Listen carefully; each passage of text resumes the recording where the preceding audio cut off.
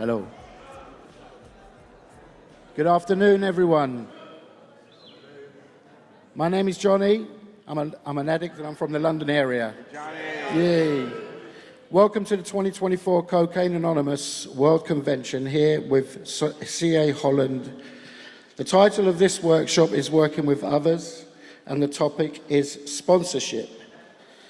The panel members are Nick the Stitch from London, UK, and Sean D from New York, USA.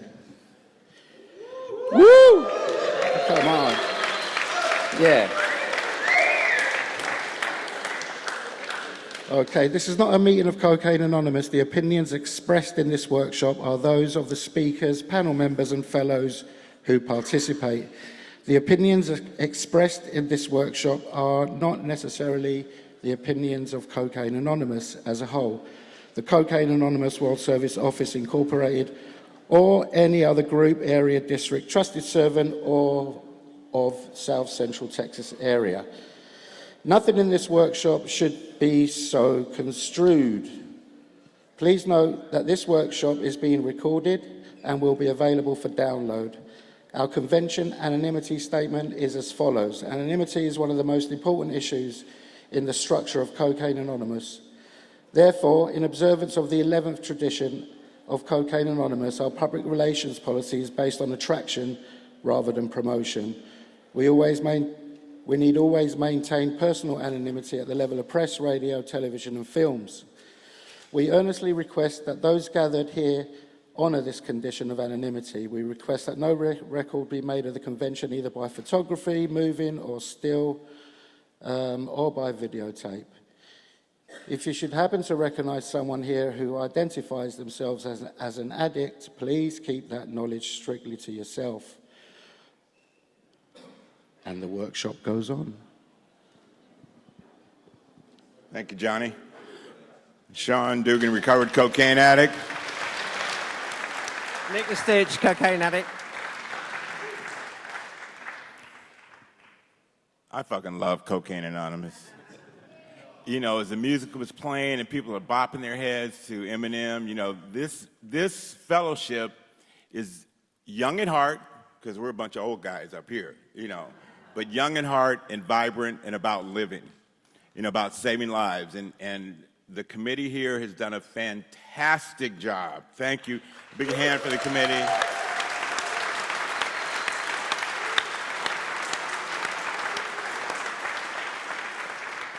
I don't do this professionally, but this is my 31st CA World Convention, and this definitely is one of the best. Definitely one of the best. A lot more people than we expected to come. You know, you guys at 5 minutes to 12, it was just me and Nick here and Kelly. We thought, this is going to be it, you know. And then like proper drug addicts, you guys start showing it at the last minute. Kelly asked me a month and a half ago, if I would be willing to do a workshop. And this is a workshop that I've done at different conventions, you know, throughout my years.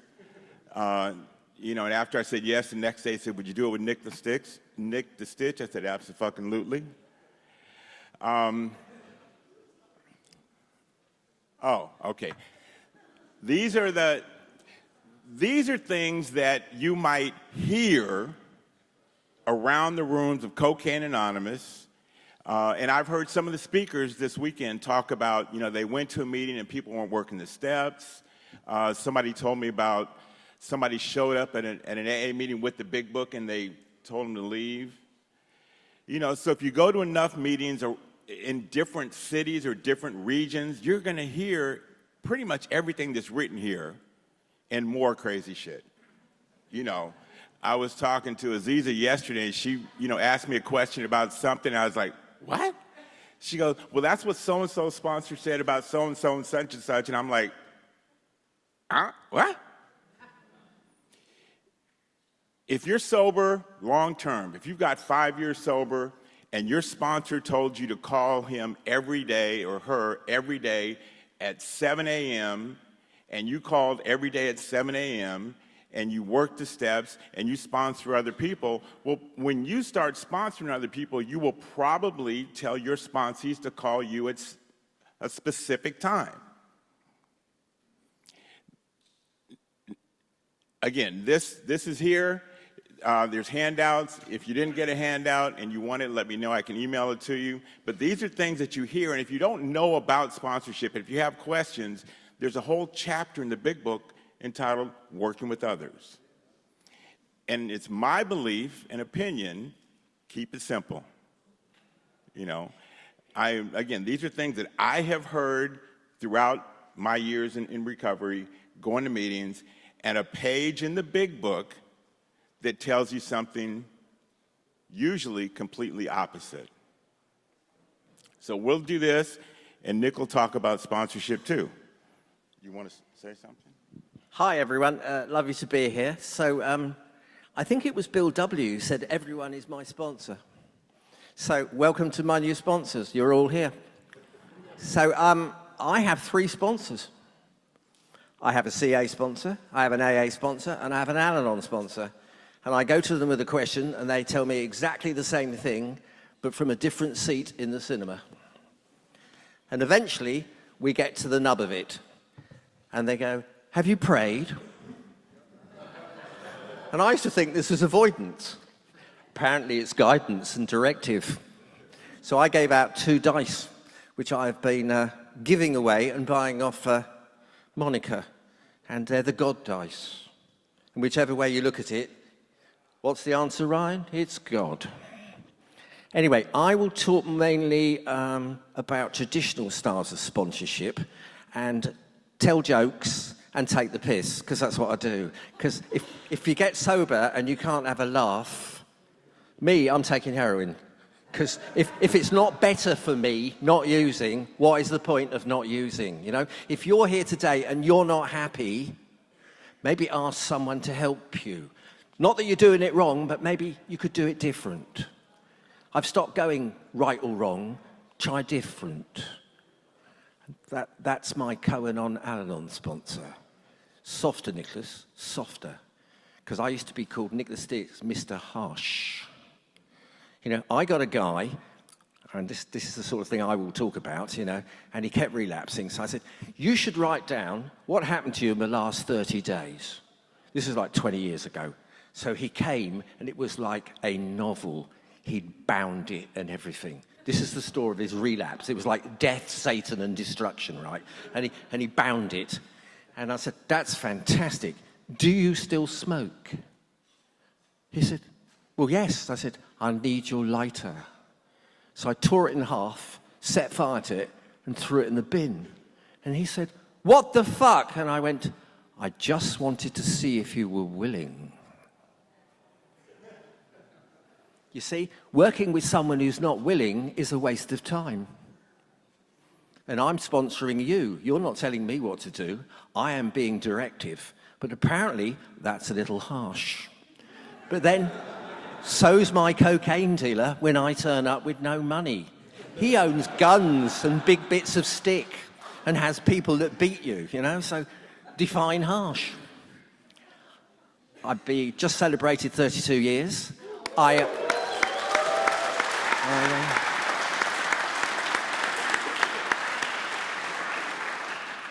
And Shaw reminds me that he got here a year before.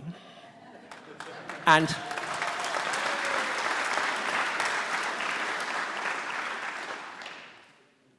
I've got softer. So now it's maybe you could consider a different approach. How's that working for you today? I sound like that doctor on what's her name? You know, we use the word different. We use the word consider. We use the word, why don't you phone me? And I'll end with this. So one of my sponsors was Big Frank. He was 6'5", and he was New York Italian. And he said, I need to talk to you. Listen up. That meant stop speaking now, because I am going to impart something that will help you. But what he said was, listen up, in a strong New York accent. And he said, I've been listening to you sharing that you've been starting fights. Stand up. So I am 1 meter 74. For the Americans, I'm 5'7". So he put his hand on my head and he said, right, start a fight. So I flailed and he went, right, you will now share. I was a cocaine addict. I used to get drunk and mouthy, and bigger people used to kick shit out of me and then sit down. We deal with the truth here, not what you think happened. This is mere fantasy. That was good stuff. We talk about, in sponsorship, what's really going on, not what you think's going on. So when someone comes to me, I go, well, let's phone your wife, see what her version looks like. Guess what? It's always different. So first joke about sponsorship, then I'll go back to the serious bit. So I'm sponsoring this guy. Let's call him Eric. So Eric has announced he's going to Argentina. He's been going on about, I'm going Argentina. So on the morning of Eric going to Argentina, I phone Eric. He's in the shower. His wife answers the phone. I said, just phoned Eric. He said, no, he's having a shower. I said, have a fabulous time in Argentina. All that lovely meat and the colours and he said, oh, no, we're going to Egypt. I said, pardon? Oh, we're going to Egypt. Didn't my husband tell you? I said, no, I just sponsor him. You see, you got to talk to your sponsor. I have several hundred people in here who think I'm their sponsor. They don't phone me, they don't talk to me, I don't see them, and I don't delete them, because I'm not Mr. Harsh anymore, because one day they might phone me. And when they do, I cry.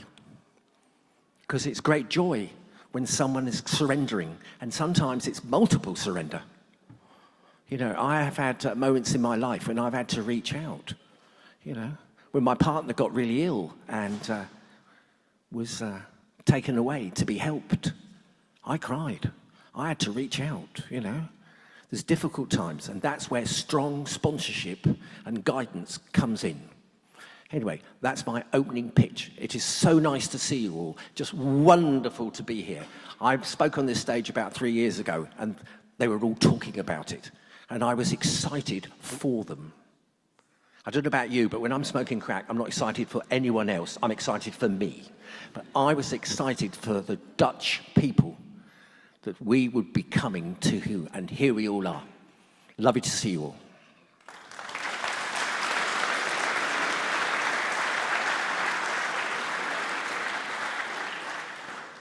There's a whole chapter in the big book entitled How It Works.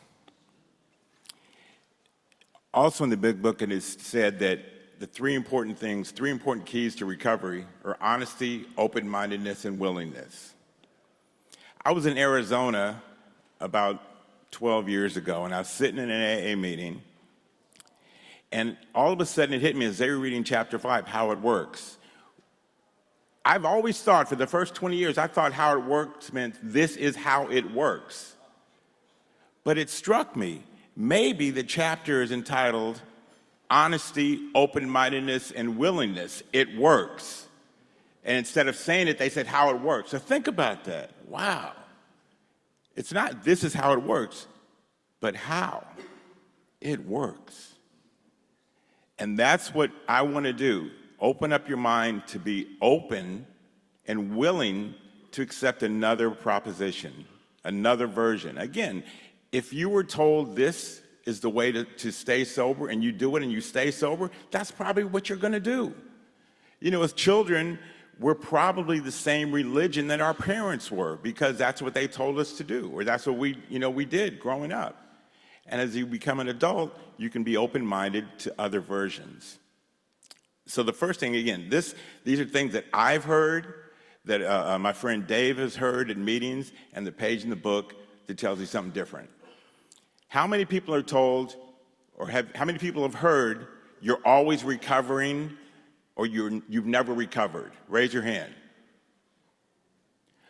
The first line of this book says, we of Alcoholics Anonymous are more than 100 men and women who have recovered.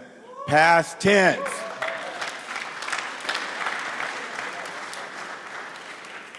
From a seemingly hopeless state of mind and body. to show other alcoholics precisely how we have recovered is the main purpose of this book. Alcoholics Anonymous started in May or in June of 1935. And as Pink was saying, when I take my sponsees through the book, we start with the forwards. We talk about the early days. The program started, the fellowship started. Program and fellowship are two different things. This is the fellowship. The program is in here. The fellowship started in 1935. Over the next 3 years, so many people were recovering that they decided they needed to write a book. So they wrote this book, and after a lot of editing, you can get a copy of a book. It's called The Book That Started It All. It's a big coffee table book, and it has pictures of the original manuscript before it went to the printer. And it was filled with those absolutes. You must, you have to. And they changed it because they know you can't tell me what to do. It changed it to, this is what we suggest. This is what we did. When my sponsees call me up and ask for guidance, I kind of usually throw it back. Well, what do you think you should do? So the book came out in 1939. The book was written for people who could not get to a meeting. In 1935, 6, 7, 8, and 9, AA was primarily in Ohio and New York. But there were people who've heard about it, heard about these alcoholics getting sober on the other side of the country. So they were writing. So they said, all right, let's write a book. So the first person in San Francisco or the first person in Los Angeles to get sober through this book didn't have the availability to go to a meeting and get a sponsor. They wrote away for this book, they got the book, they did what was said, and then they went and found another person to give this message to. And then they had enough people, they started a meeting. And then it grew, and it grew, and it grew, just like Cocaine Anonymous. When I got sober in 1991, Cocaine Anonymous was only in North America. It was in the United States and Canada. In January of 1992, they had the first meeting in London. And as some of you know, I was the shipping clerk at the CA World Service Office. So I was the guy that shipped out all the chips and literature to all the meetings around the country.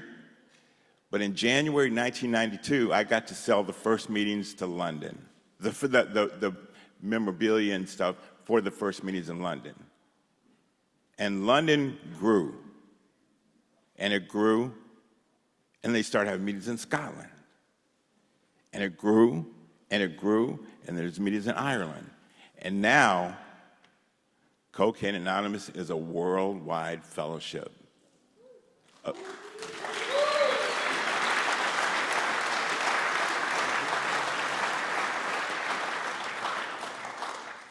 So we're going to skip around on these. Again, you can take the flyer. There's there'll be time for questions. So there might be something that you've heard that isn't written down here. You can ask one of us, and we can try to give you a page. But the next one I'm going to go to is number 4. Always play the tape back. Have you heard that? What do you mean? Next time you think about getting low, play it all the way through. Play it all the way through, which I get it. And again, I get most of the stuff, I understand where it came from, but we're all individual. So if I play it all the way back, play the tape back, I turn to the big book, page 24, says the fact that most alcoholics, for reasons yet obscure, have lost the power of choice and drink.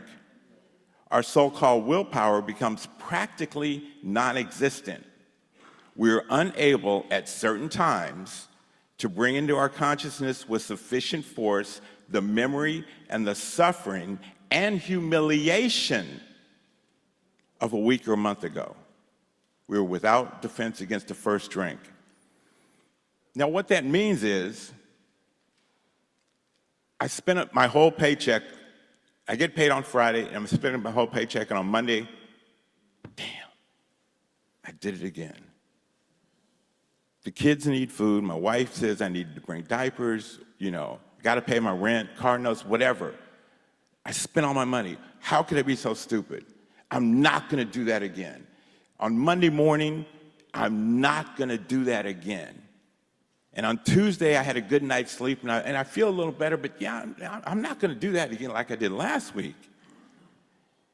And on Wednesday, no, man, I'm not going to do that again. And on Thursday, I can't believe how crazy I was last weekend. I spent a whole paycheck. I'm not doing that again. And on Friday, Lee Jackson calls and says, Sean, when to get loaded? I said, okay. It doesn't say I forgot the minor inconvenience.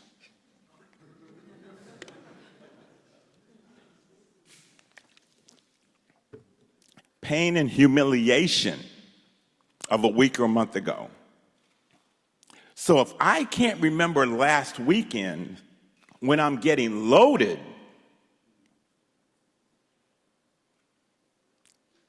how do you expect me to play the tape back?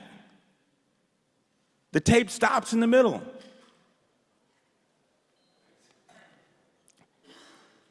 I live in New York. I got sober in Los Angeles, and I get to go to Cocaine Anonymous meetings around the world. The places that I see that I've been where I believe it looks like the best recovery is the places where people are working the steps and getting the solution. In New York, in both AA and CA meetings, there are a lot of people who don't believe in working the steps, or they don't put an importance on the steps. I have heard things like, don't worry about the steps for the first year. I was talking to somebody again here this weekend. They said they went to a meeting and half the room had worked the steps and the other half hadn't. And there was just, keep going to meetings. Sean, 90 meetings in 90 days. Emily, get a commitment. Service keeps you sober. If all I was doing was going to meetings for 90 days and I hadn't smoked crack in 90 days, I might think that going to meetings was the solution. So when somebody said, play the tape back, I'd be, oh yeah, right. But when I'm in the middle of this thing and I can't remember a week or a month ago, how do you expect me to remember it 30, 60, 90 days ago? The program of recovery, the solution is found in this book. Okay, thanks. So, unfortunately, I agree with Sean. I've heard all that stuff, you know. So as I say, I'm going to talk about sponsorship and questions I used to ask. So I phoned my sponsor up once, and because I got a sponsor, he announced he was my sponsor. He said, I've been listening to you, and you talk shit. And you've been doing that for a month. Can I suggest you sit at the front and be quiet? I said, but I've got so much to say. He said, I know, but we don't want to hear it. And I phoned him up and I said, Billy, I don't know if my program's working. And he said, well, you haven't got one. He said, we've got one. It's so good, we put it in a book. It's the one I gave you, you know. And I hadn't read it. I'd just been looking at it. And I phoned him up once, and I don't know what was happening. I said, I don't know where I am. I'm lost. He said, look down at your feet. That's where you are. See, I call this realistic sponsorship, you know. Look at your feet. That's where you are. He said, do you know what happens to people who don't go to meetings? I said, I don't know. He said, well, nor do they, because they don't go to meetings, so they don't find out what people do when they don't go to meetings. I went, oh. He said, did you smoke crack on Tuesday? I went, well, yeah. So, cocaine on Wednesday? Yeah. Cocaine on Thursday? Yeah. Cocaine all the weekend? Yeah. He said, I think you've established that you took cocaine. He said, I go to meetings on Mondays, and then walked off.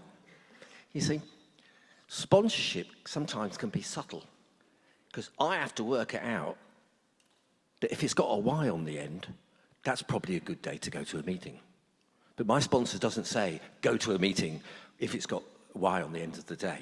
He just says, I go to meetings on Mondays. You see, I'm not stupid, I'm just an addict. I am willful, I am defiant.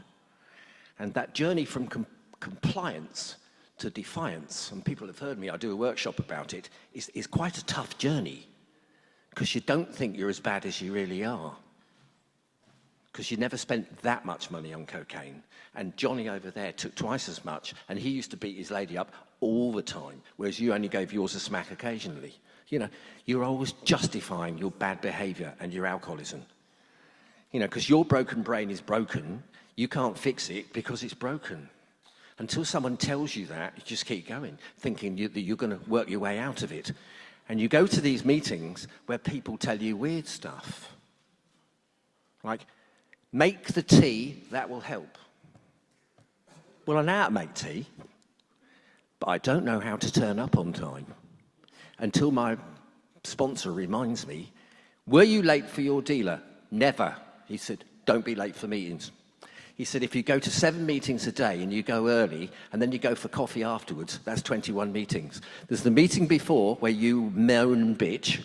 Then there's the meeting where you hear some solution. And then there's the meeting with me afterwards and we decide, well, I decide what you're going to do. And he said, usually it will involve God. In fact, I'll rephrase that. It will always involve God, but you won't think it does involve God. He said, because God is so that way that if you ask for help, you will get it. He said, I'm just a conduit. I don't really know anything. And I want to talk about someone who's not here, and he's called Edward. And Edward helped the growth of the Dutch Fellowship. Edward used to work in the CA office. And he always used to write something quite strange on his emails. I used to stay at Edward's house. And he'd say, you think it's between you and them. They think it's between them and you. But what it is, Nicholas, is between you and God. That's why I say everyone is my sponsor. You know, if I am open, I can take on board people's experience. When people talk about stuff and they have no experience, I just think, you're talking shit. I do that. I'm very good at that. But when I've got experience, it doesn't matter. In my other life, when I'm not here, when people give me a hard time, I just say, don't fuck with me. I'm a man who saw Jimi Hendrix live. I'm old. I know shit. And I do, because I'm sober. And I haven't had a drink, and I've been here 32 years, and I follow my instructions. That's what I do. I follow the instructions, you know. And one of the best ones I ever had, more sponsorship, Big Frank again.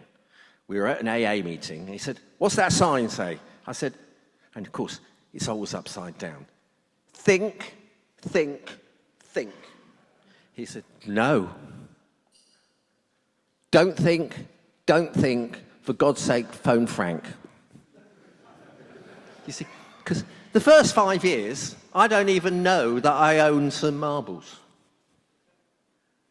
From 5 to 10, I think I've got some marbles, but I don't know how to play with them. From 10 to 15, I've got a vague idea on how to... So when people come up and go, oh, I've had a spiritual experience, and they've been here 3 weeks, you think, oh, right. Probably not the same one I've had, but, you know, well done on that. They go, well, I'm on step 1. I go, no, but the spiritual experience we're looking for is when you get to 12. You know, when people go on about lack of good sponsorship, what does that mean? Is good sponsorship shouting at people, or is it encouraging people? Is that telling them they should try harder, or putting their hand out and picking them out of the gutter, you know? Is this about love and sharing your experience in God, or is this about you think you're in charge of someone else's life and you shout at them? Because I have been there. I have been that. I have been Mr. Harsh. I'm going to share something that I hardly ever share. So this guy begged to do step 4. He said, I'm stuck on step 4. I can't do step 4. I said, I can help you, but you've got to be willing. Ryan's going to laugh because he's heard this before. So I had this flat, so I talked to him, and it says, in the book it says, get to know your man. So I said, what sort of food do you like? So he said, this, this, this. So I bought all this food, and I put it in my fridge. I got him a pad, I got him red pens, black pens, blue pens. I tried to leave no way out for him. So I invited him in Friday, and I said, right, you're going to do your step 4. And I can't believe I did this, but I did this. So I said, that's fantastic. He said, suitcase. I said, oh, I'm off. I said, pardon? I said, I'm off. So I walked out the door and I locked it.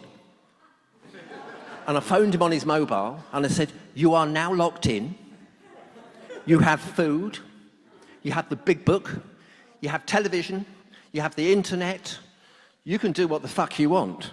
But you now have the perfect opportunity to do step 4. He phoned the police. The police came to the flat and they said, you need to unlock the door. Unlock the door. And he said, you, pointing at me, he said, did you take drugs? I went, yes, officer. He went, have you stopped? I went, he said, that's good. You, did you take drugs? He went, yes. So I'm talking to 2 junkies who were arguing about some shit. I went, yeah. He said, I'm going. Don't lock the door. I'm way off. You see, the policeman can't help me. So I phoned my sponsor and he said, that's not any lengths, that's imprisonment. And he said, and it's going to be you. Phone me next time. You know, so I need a sponsor because I get weird ideas. Completely sober, I do weird shit. I just think, well, it seemed like a good idea at the time. I've shared this and I've never met anyone who's done it, but I'm sure there is someone somewhere. It's a bit like when I went to a mental home and I shared that I used to put my hand in electric light sockets to feel the power of God. And an inmate stood up and said, oh, I did that. And I thought, yeah. Do you know what I mean? Fellow madness. So the sponsor is there, not as a choke chain, as a safety net. So we suggest, when you see these sort of things, just run it by your sponsor. Because normally, it ain't true. You know, no one has ever said to me, oh, there's 2 lines in the big book which say you're not allowed to masturbate or have sex in the first year. It doesn't exist. I've actually heard a bloke speak, and masturbation's illegal and bad for you. Or having sex with others. I just think, what? And they just make it up. And there's a lot of making it up. And the sponsorship has the responsibility of confronting the person. Confront, this is my grammar school coming out now, comes from confrontare. It means to ask with love what's happening. You stop someone and say, I don't think that's true. So, old Nicholas, 5 years, that's rubbish. Now, I don't think that's in the book. Let's have a look. Oh no, it's not in the book. Because the book doesn't lie. I can bend it, but the book doesn't lie. So maybe when you're referring the sponsee, you know, look in the book, see the direction. Usually the book is going to point you to God. There is one who has all answers. May you find him now. And it says that before you start the steps, not after. So there's a hint there that God is the answer of your understanding or not understanding. I don't want to meet God. I'd be terrified. But the search and the faith, the belief that someone can help me. You know, I've tried non-sponsorship. It is terrifying. The pickles I get into, I described it, you know, that I can do all on my own. You know, my best friend relapsed and he said, how did I get here? I said, all on your own. Because we think we're running the show. We take the power back. Back to Mr. Sensible. Thank you, Nicholas. And as Nicholas says, the way I stay sober, the way I treat my addiction, my recovery in year 34 is different than what I did in year 10, which is different than what I did in year 2. You know, I'm open-minded and willing to change, to listen to new ideas. And as Nick talked about masturbation and sex, we'll go to number 6. And I'm sure nobody has ever heard this one before. You can't date or have sex in your first year. Who's heard that? Raise your hand. What does the big book say about that? On page 69. Imagine that, page 69. We do not want to be the arbiters of anyone's sex conduct. Now, again, I understand where it comes from, where the idea of not dating or hooking up in your first year, I understand where it comes from. If Linda asked me to sponsor her, and we're talking, I'm getting to know her, and I find out that she's been trying to get sober for 3 years, and every time she gets sober, she starts dating somebody, and she puts her program to the back burner.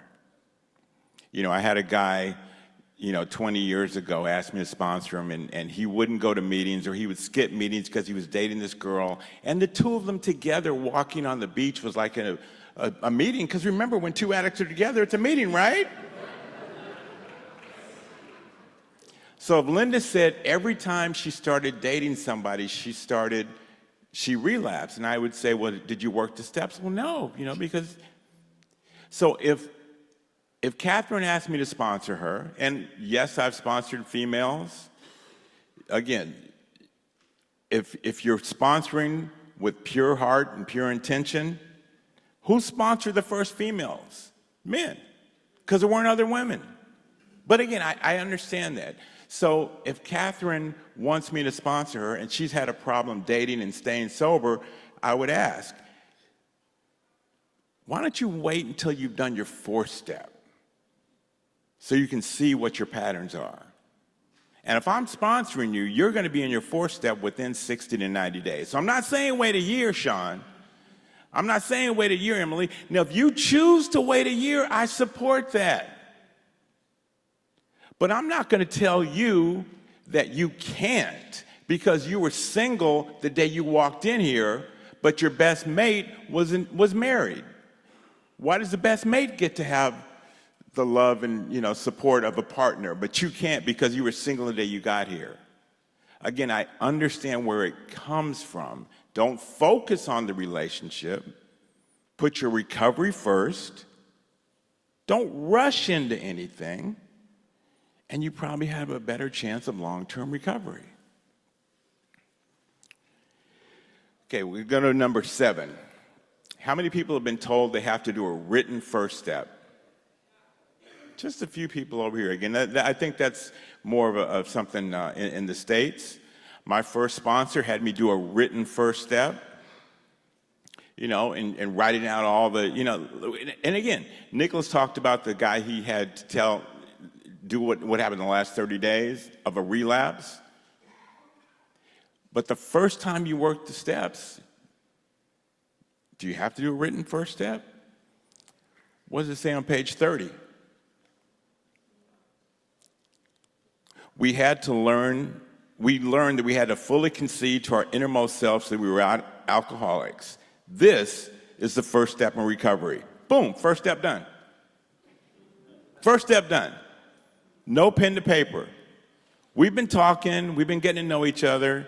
Richard and I have been sitting down for the past few weeks talking about what he did when he was getting loaded, what his life is like now. We're reading the forward of the first edition, the second edition, the 4th edition. We read Bill's story. We read the doctor's opinion. Can you relate? Yeah, I did that too. You did that too. Okay, cool. And then what's worked for you in the past? Okay, Richard, do you fully concede you're an alcoholic? First step done. Boom. Let's move on to the second step.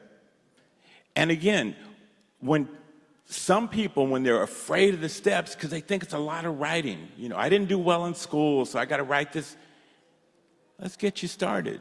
Do you admit you have a problem? Do you think we can help you? Yep. All right, let's move on.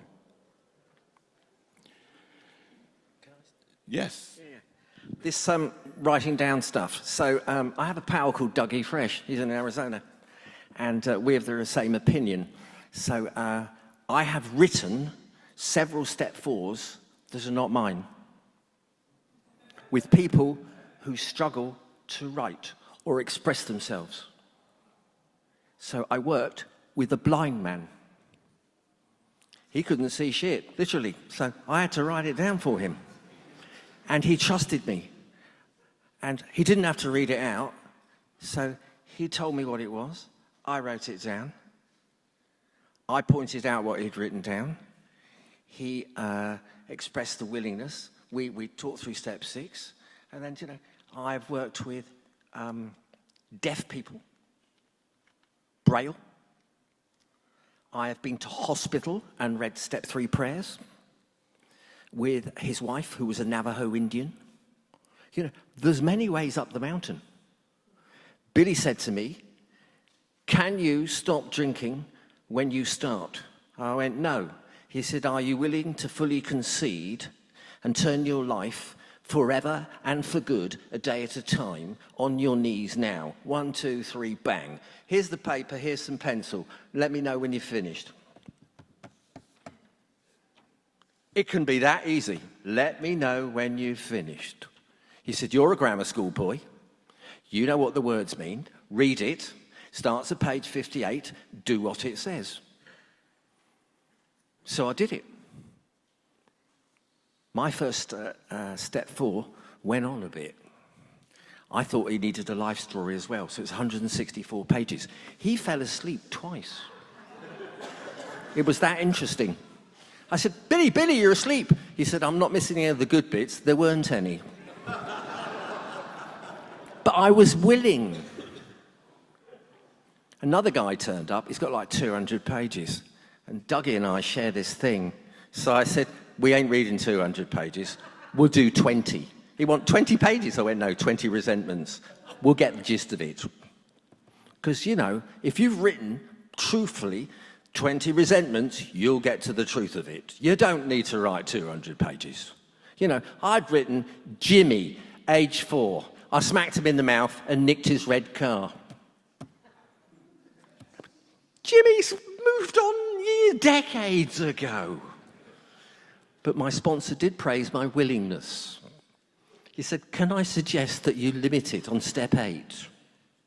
That we don't think we need to make amends to everyone." So, you know, again, sponsor guidance. If it ain't spiritual, it's usually because it ain't practical. Practical and spiritual can work as a concept, you know. My first spiritual experience was paying for a rent and getting a key with my real name. I did that first time ever, age 41. I have to let you know that was a spiritual experience. And I don't care what you think, because it was for me. And something has just come to mind, these lights. This is not because I'm a star, it's because the lights. I was just thinking about the alcoholic and the story I read once. And this is typical of an alcoholic and a drug addict. You get home, and you've got a house, and it's got a porch light. It's got a beam, so you can see the number. So it's convenient, and you're drunk, and you drop your keys, and you spend 3 hours looking for them where the light is. And when you come round out of the coma in the morning, they're just at the side. Because that's just the way it is for alcoholics and people like us, you see. The answer is right in front of you. It's just that you can't see it. You can't hear what your sponsor says, and you can't see the practicality. And this is where faith and trust comes in. And I believe this room is called courage or something, you know, that courage to ask someone. Because all these things come because you took that first step to ask someone to help you, because you have acknowledged that you, trying to run your own life, cannot do it. You are actually a disaster. I think the book talks in a rife run on self-will. Well, that was my job. I had to fix everything, run things, do it all. You know, I didn't get other people to drink on my behalf. I did it. So I can't expect my sponsor to do my steps. I got to do them. I'll end with Big Frank. We're going to do the steps. There's going to be a lot of heavy lifting. You'll be doing that. You know, I can't get Frank to do my step work. I got to do it. And the best thing he ever said to me when I start complaining. So he got it down to, he literally said, "When the phone rings and I see your name, I know what I'm going to say before you even speak." I said, "What's that?"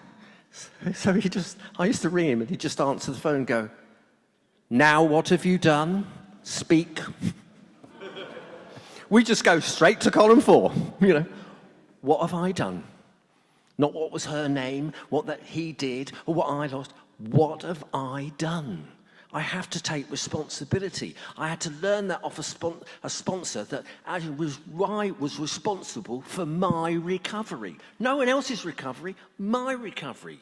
That I had to do my step work. I can't get other people to do it by proxy. I didn't drink by proxy. So I have to do this. I have to join in the conversation. I have to take part. I love this. Take part in my own life. Imagine that. Actually having a life and getting to live it. Because I always wanted to be someone else. And in Cocaine Anonymous, I have learnt to just be me. And I'm a bit crazy. But I'm okay with that because it's my crazy. And I look for other people's crazy. And I live with crazy. She's called Melody. We get on fantastic because we honour and applaud each other's crazy. We got like over 60 years in the house. So it's a good sort of crazy. Because I can't do normal, whatever normal is, God to me sometimes is a Jimi Hendrix guitar solo at volume 11. Because it makes me happy. And if it makes you happy, that's something I pursue. Thanks. It's amazing how many things Nicholas says that I'm getting ready to talk about the next, the next I'm going to go to number whatever, and Nicholas has already said it. Number 10, who's heard this is a selfish program? Yep. Page 62. So our troubles, we think, are basically of our own making.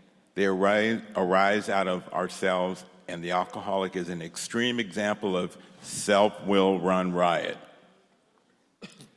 Though he usually doesn't think so, above everything, we alcoholics must be rid of this selfishness. Selfishness and self-centered is the root of my disease.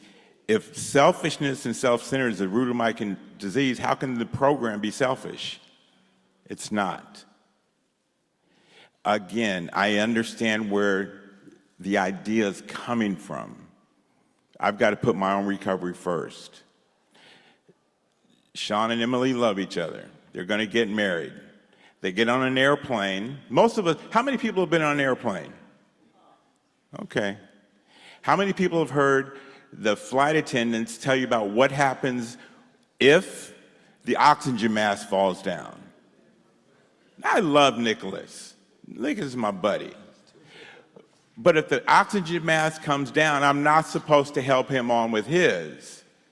Sean is not supposed to help Emily on with hers. You're supposed to put your own mask on first so that you can be of maximum service to other people. Is that selfish? No. It's doing what's best. So I have to put my recovery first so that I can be of maximum service to you.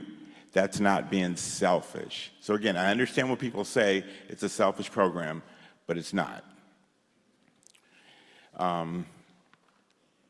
Number 13. Now again, this is something I've heard. I heard someone say, if a sponsee relapses, I won't work with them anymore. Has anybody heard something like that? Few people. Few people. Let's turn to page 35. Our friend Jim. We all know Jim. We told him what we knew about alcoholism and the answer we had found.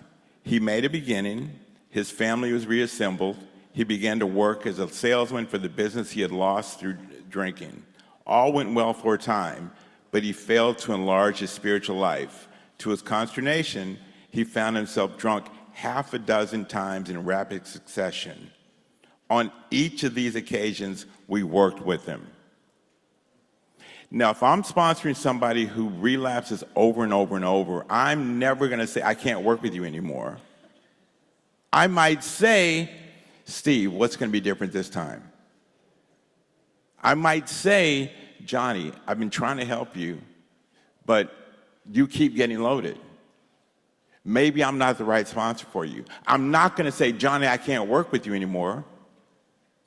Again, throw it back to them. What's going to be different this time? Nicholas talked about it, the willingness. If you're willing to follow my direction and we're going to do what's in the book, you'll probably stay sober. But if you're not, I can't help you. But again, I heard somebody, because the person relapsed, you're not going to work with them? He's a fucking alcoholic. He's a fucking drug addict. That's what we do. You know, I ran into a woman this weekend, Carla. My first meeting of Cocaine Anonymous was October of 1987. My sobriety date is February of 1991. At no time during those 3.5 years did anybody say, oh, I can't work with you. And I brought up Carla because I went to meetings. I went to a handful of meetings in '87, and it wasn't for me. I didn't have the desire to get sober, so I didn't stay. In 1989, I went to jail 7 different times. After the 7th time, a friend said, "You want to go to a meeting?" I said, "Okay." So I started going to meetings again, and in the fall of 1989. I went to meetings, I did 90-90, and I had, did whatever. And I pretended to be sober. I took a 30-day chip and gotten high the day before. I took a 60-day chip and got high the day before. So when I saw Carla this weekend, I said, those are the days when, I was pretending to be sober. She goes, "We knew, baby." I thought I was fooling them. I was fooling myself. But not once when I was getting loaded or when it was obvious that I'd used again. Nobody ever said, "Oh, you can't come back here," or I won't work with you again. It was always greeted with love and support, and let's try one more time. Let's try one more time. And that's what I'll do with anybody. I'll try one more time. I'll try another time. And again, I might eventually say, "Hey, let's try. If you want me to, I'll do it." But Nicholas says he has 3 sponsors. And not so he can get a different answer. I know Nicholas well enough that he doesn't ask one sponsor one thing, doesn't like what they say, then go ask another one. It's not mom, not playing mom against dad, the way I used to do when I was 10. Mommy, dad, daddy said this, mommy said, no. So I will never stop working with somebody. There's a letter that Ken Cross has sent out, our friend Ken Cross. And it talks about one of the first women in AA in Los Angeles. And remember, the traditions of the program were, bless you, before the traditions were written, when AA was, in the early days, every group had rules. And this group said women can't get sober, women can't be members. And this group says, well, women, but not prostitutes. And this group said just alcoholics, no people doing drugs.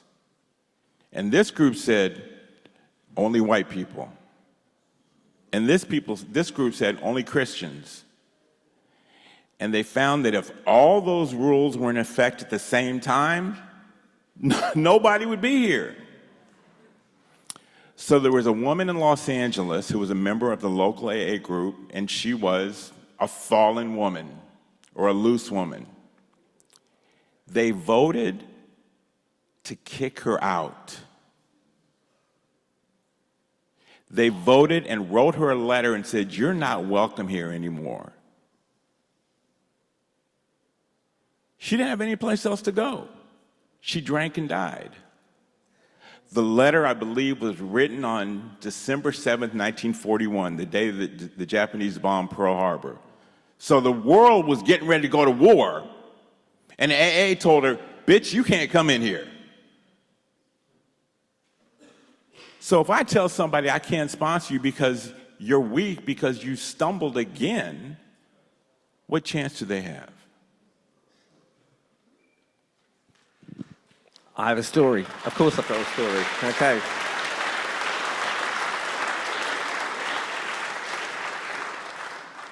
So Jim's my sponsor. Jim used to walk around with greyhounds and Russian newspapers and pretend to be an intellectual. What he was a drunk. But I identified with that, pretending to be something. Anyway, a guy staggered in and said, I'm drunk, I need help, save me, and threw up all over a lady's fur collar. We were in a Chelsea meeting, and the literature. It was like a Dada statement. So he covered all the literature in vomit, plus this lady. And she stood up and she said, "Get away from me, you filthy drunk." So Jim, my sponsor, went to the sink, got 2 cloths, wetted them. He said, "Sort the literature out, I'll go and attend to the lady." So someone cleaned up the junk, gave him a cup of tea. I mopped the literature down, and I watched an expert in action. So he said, "Madam, is the fur collar removable?" She said, "Well, yes." I said, "Allow me." "Nicholas, clean that. You know about clothes." Cleaned it. And he gave her it back. And he said, "Madam, think about where you are. These are the people surely we're trying to help."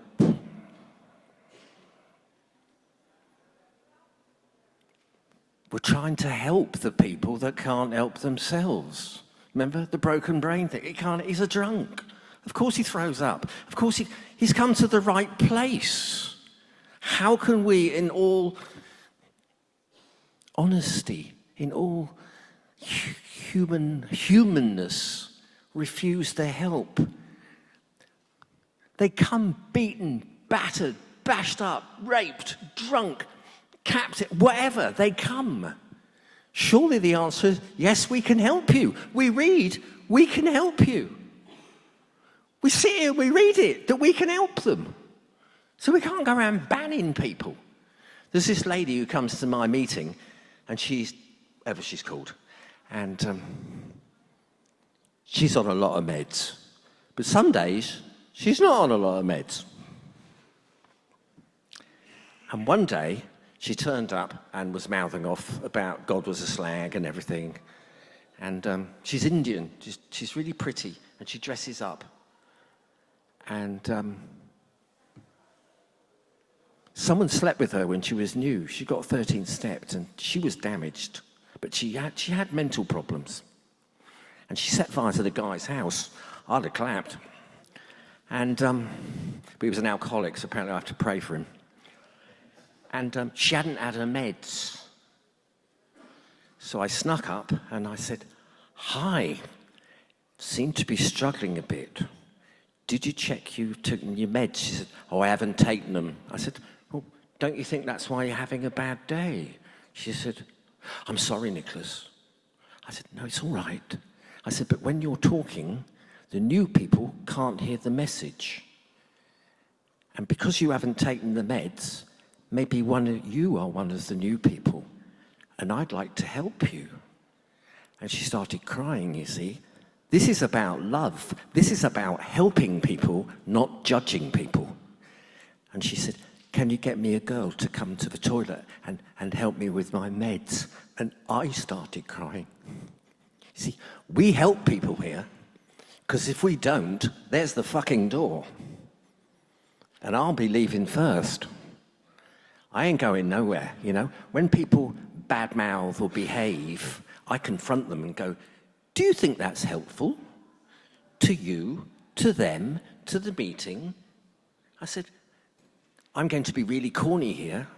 Maybe that person is the only person, you are the only person that person has talked out to, and you've badmouthed that person. You've put them off." You know, in AA it says you're the only big book. We're the only members of CA that person's ever met. You are CA. You know, I remember going to prison with my sponsor, Jim, and they take you, and I was taken to a cell. And he stood back, he said, "Look in there and tell me what the 3 books are." I said, "Bible, Quran, big book." He said, which are you going to talk about? I said, I'm going to talk about the one that's got the steps in. He said, correct answer. And then he left. And this is how powerful sponsorship and the steps are. How powerful. He said, have a good meeting, don't be afraid. I thought he never told me not to be afraid. I'm about 2 years sober.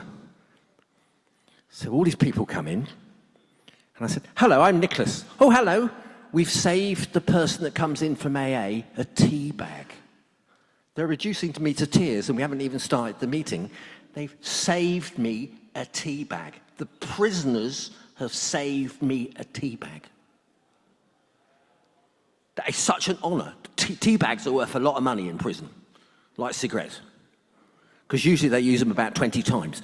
I've got a real tea bag. And I said, who's feeling a bit rough today? And I give the tea bag to him. And then it gets weird. My name's Derek, and I'm here because I killed my entire family in blackout. My name's John. I strangled my grandmother. My name's Edwin. I ran over 3 people on purpose. I am in high security K-wing on the murderer's wing. The only person that hasn't killed anyone is me, and the door's locked. And suddenly I remember my sponsor, don't be afraid. God is with you. He went in ahead. There is nothing to fear. And this is the power of sponsorship. The man who killed his entire family doesn't remember. He even did the dog. He said, my name is, and I've been sentenced, and I go for parole every 2 years, and they go, no. Anyway, I go in about 6 months later.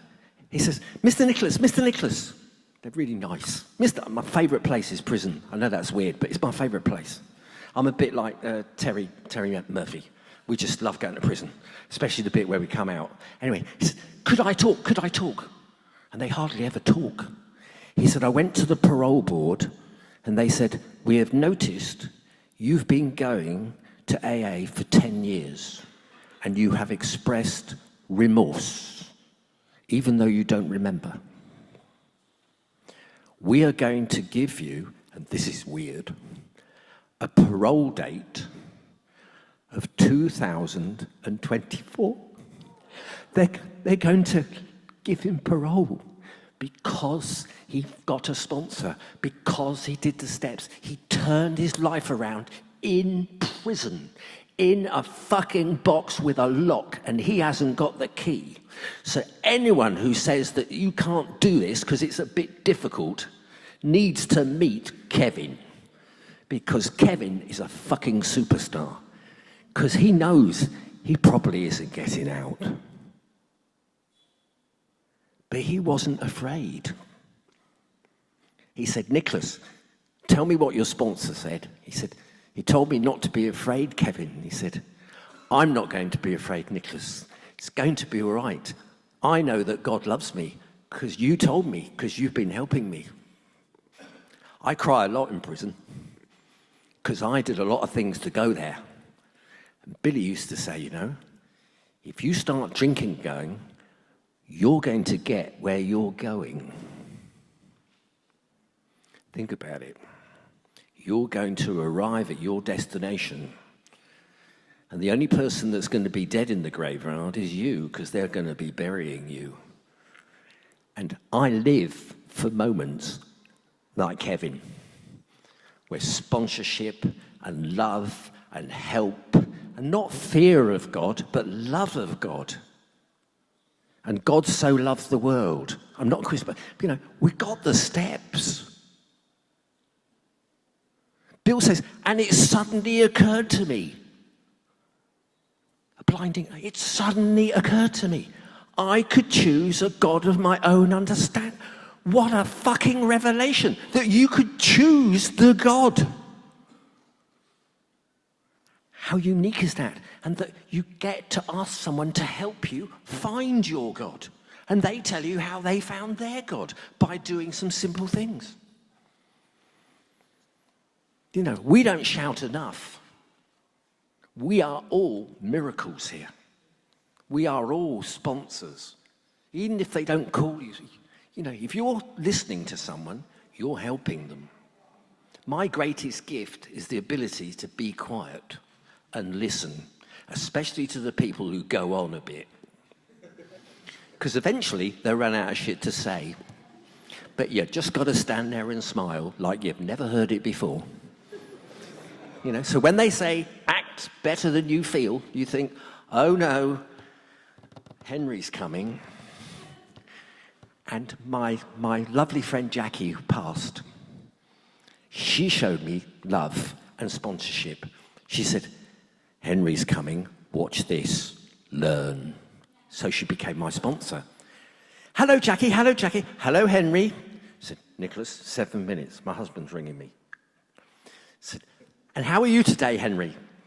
She said, and after about 4 minutes, she said, well, she said, that's fantastic. Tell me more, Henry. Henry couldn't believe it. Jackie had asked him to speak more. And he went on for another 2 minutes, and Henry just ran out of fuel. He had no gas. And said, well, that's brilliant. She said, I've just had a nod from Nicholas. My husband is just coming. And as you know, I'm newly married, Henry. And we've got to go off for a cup of tea. So I didn't think anything of Henry. I'm at the back at the meeting. Henry's at the front. Hand straight up after the share, straight up. Because Henry's desperate to tell the world. I spoke to the trustee, Jackie, and the delegate, Nicholas, and they listened to me for 7 minutes. They didn't tell me to fuck off because they're nice people. And he turned around and he went, oh, Nicholas is here. Good job I learned to tell the truth.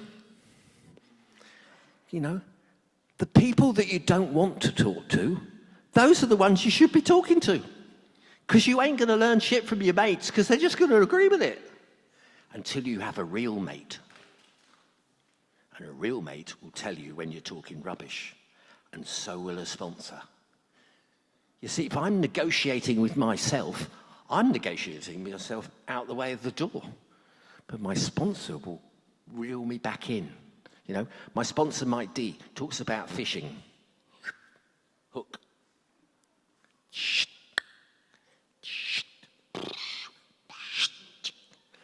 I'm accountable, I'm responsible to my sponsor. He's the one man on the planet I tell everything. Not a thing do I leave out. He's in great pain at the moment. He's on his 3rd hip operation. I believe he's getting better. So I phone him randomly, even when I don't have to, and tell him that I adore him and that I appreciate his sponsorship, and ask him if I can do anything, even though I live 6,000 miles away, because that is from good sponsorship. It works both ways, because sometimes I don't know if I'm being sponsored or I'm being the temporary sponsor. You know, I've lost that arrogance to think that I know. In fact, my death app, I have a death app, it's got a little pink frog and it's called We Croak. It's Australian for death. And it sends me things and it says, today's reading says, when you have finally acknowledged you know nothing, you have indeed begun. Deep stuff. Back to Mr. Sensible.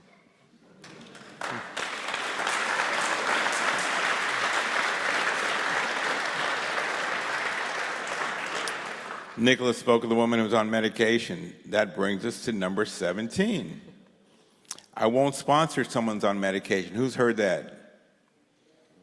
Or a variation is that if someone is on antidepressants, they're not really sober. Or you can't take painkillers. The big book, in the foreword to the 3rd edition, it says, Alcoholics Anonymous is not a religious organization, neither does AA take any particular medical point of view, though we cooperate wildly with the men of medicine as well as the men of religion. And also on page 133, this does not mean that we disregard human health measures. God has abundantly supplied this world with fine doctors, psychologists, and practitioners of various kinds. Do not hesitate to take your health problems to such persons. Now again, I have heard people say, I won't sponsor someone on medication. There's a story, a guy that I heard speak 20, 25 years ago. He went to treatment. He was in inpatient treatment. He got there with, I think, 3 days. He had detoxed, and he stayed, for 30 days. So while he was still in treatment, he hit his 30-day mark. And they took the patients to an outside meeting, and he got his 30-day chip. And he was so pleased that he got his 30-day chip. They went back to the unit, and someone on the unit committed suicide. They wanted to ensure that the rest of the patients were safe, so they sedated everyone. The doctors gave all the patients a sedative. And the next day, somebody told this guy, too bad you lost your 30 days. He said, what are you talking about? He goes, you took a sedative yesterday. That person, whose name was not doctor, gave this addict permission to get loaded again. Because, well, shit, I lost my 30 days and it wasn't even my fault. I told a friend a few years ago, I said, John, if I get loaded, you guys are never going to see me again. I know I'm never coming back. And the next day he grabbed me and says, no, Sean, you can't. I don't think you're going to go out. But if you go out, you got to come back. I was like, motherfucker, I'm not throwing away 50 years and letting Nicholas have more time than me.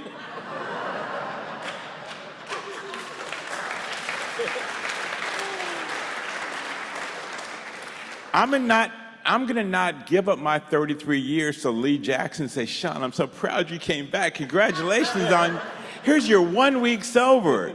Here's your chip for 1 week sober. I've got to use whatever I've got to stay right here, right now. God gave me the chance to get 33 years. The reason I have 33 years sobriety, the reason my sobriety date is February 1st, 1991, because I got arrested on January 31st. And I stayed in jail long enough to be given the gift of desperation. When I went to my first World Service Convention in 1990, I had a sobriety date of April 30th. I was sober most of 1990. But what I didn't tell Steve, or what I didn't tell Johnny, was that my plan was stay sober for a year and then go out and drink and use for just one night. Just one night. But I wasn't taking any more of those orange newcomer chips. Yeah. So, again, most of 1990 I was sober, actually, honestly sober, but at 8 months I said, this is close enough to a year. Congratulations, Sean, you got 8 months. Now go get loaded tonight and tomorrow start over again. So if God had let me out of jail on February 1st or February 2nd or February 5th, I guarantee I would have a different sobriety date, if one at all. So for someone to tell a newcomer because he took a medically prescribed sedative, he had to give up his sobriety date, that's bullshit. Again, there are medications for a reason. We're going to wrap up. We're going to do one more. And again, I live in New York. The common belief in New York, in both AA and CA, I don't do NA, but is that you can sponsor when you get a year. How many people have heard that? You can't sponsor till you get a year? There you go.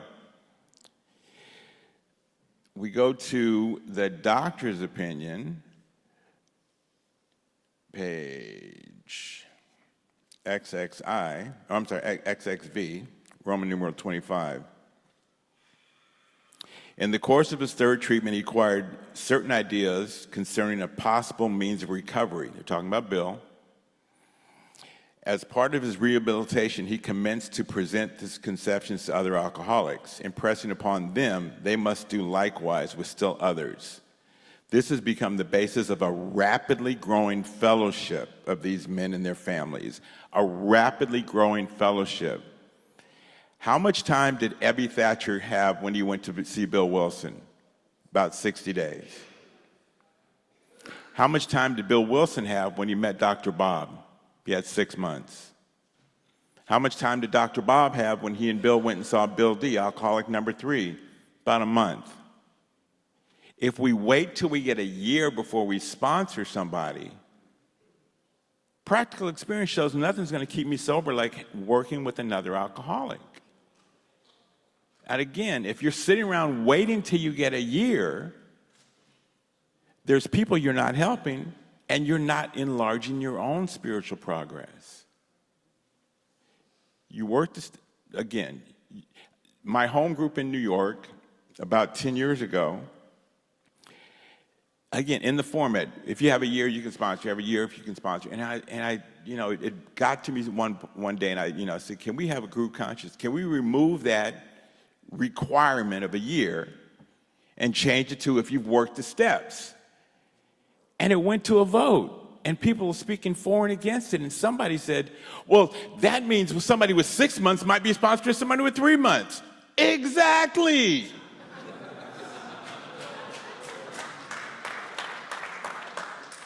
My job as a sponsor is not to tell you how to, get along with your spouse, how to balance your checkbook. My job is to help you stay sober. And when you do these things, when you stay sober and you practice the principles in all of our affairs, those other things start falling into place. Again, these are just a fraction of the things that I've heard. You can talk to us afterwards. You can, take this. Honesty, open-minded, and willing. We don't have all the answers. I don't have all the answers. I learned something from Nicholas today. I learned something from Catherine. I learned something from everybody. I want to keep growing. The next time you see me, hopefully I'll have 34 years. The time after that, I'll have 35 years. And I want to be honest. Who knows the set-aside prayer? Quick story, and I'll shut up. The set-aside prayer is something that I've said before I started a workshop. About 5 years ago, I was staying with a friend in New York. He owns a sober living, and I just didn't have any place else to stay. I didn't have my own apartment yet. He goes, "You stay at sober living. Oh, by the way, we're having a big book study, on Monday. You're welcome to come." And in my head, I'm 25 years sober. I don't need no damn big book study. Well, there's dinner in the big book. Well, I'll do the dinner, but I'm not going to stay for the big book study. And so the guy comes in on the Monday to set up, and first of all, he was an Indian guy. And I was like, what can an Indian guy teach me about the book? So he's setting up these slides, and he had pictures of Sam Shoemaker and Doctor, and I thought, oh, he's got some interesting old. Oh, okay, maybe he knows a little bit. Maybe let me hang out. Maybe he might need some help from me. So dinner was finished, and they're starting the workshop, and I was planning on staying around the back so I could sneak out. And they started with the set-aside prayer. God, please help me set aside everything that I think I know about you, me, the program, the book, variation, so that I might have a new experience. I always want a new experience with everything. So set aside what you think you know so that you might have a new experience. Yeah, so to close it off, Billy, who passed in COVID, my lovely first sponsor, the one who said he could help me. The phrase I remember that's helped me the most, he said, "It's a minefield out there. Step where I step, or you might lose a leg. Do what I do, and you'll be okay." And that's what I've done. The last time I saw him, I made him half a dozen COVID masks, and he kept one, and he gave 5 to his mates, because that was my sponsor. And he went into a bubble, the oxygen masks, and most people who went into the bubble died. That's why they made a big fuss when people came out. And his last words were to me were, "Are you still carrying the message that I gave to you when we started work in September 1992? And I said, "Yes, Billy, exactly how you told me." And he said, "I love what you said about the doctor." And I used to sponsor this doctor. And this is going to be the end. He said, "A, you, Nicholas, help B, me, Nicholas, and A is guaranteed not to drink. And occasionally, B doesn't either. So by carrying the message, you guarantee that you will probably stay sober. And with a bit of luck and a lot of God, so will the person who is sitting next to you. And as they say, you've been a brilliant audience. Not too many people have walked out, but people have lives and other things, Don't take shit personally. When I sponsor people, I go, it's not personal. You asked me to help you. You've put the facts down. I've got some experience. This is what I did. If you don't like it. I have the sponsee, and he phoned round and he said, "I've spoken to 4 other people. And the last person was my best friend." And he went, "Oi, this ain't multiple choice. Either do what Nick the Stitch says or fuck off." And it wasn't me that said that. It was my mate who was harsh. But you have been fantastic, because without you, I am nothing. We are the program. We are the living embodiment of the program. And, if we don't sponsor people and tell them how it is, they will make it up to suit them. And let's face it, we all made stuff up, especially in front of the judge, in front of the wife or the girlfriend or the children or, the policeman. And we don't have to do that now. I just have to apologize if I made a mistake. Because I don't steal, I don't lie, I don't mislead on purpose. But I do make mistakes. But it wasn't a mistake when I found Cocaine Anonymous. And I thank you very much for all for coming.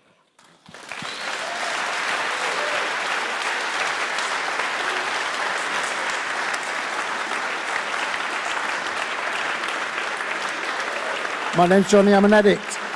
So this concludes the workshop. We thank you all for your participation, love and fellowship. Before we close, we are mindful of the 12th tradition, which provides anonymity is the spiritual foundation of all our traditions, ever reminding us to place principles before personalities.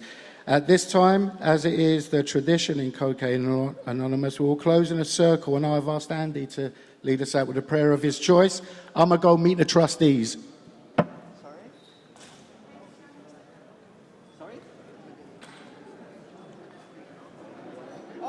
You can have mine. That's all right. You can bring it.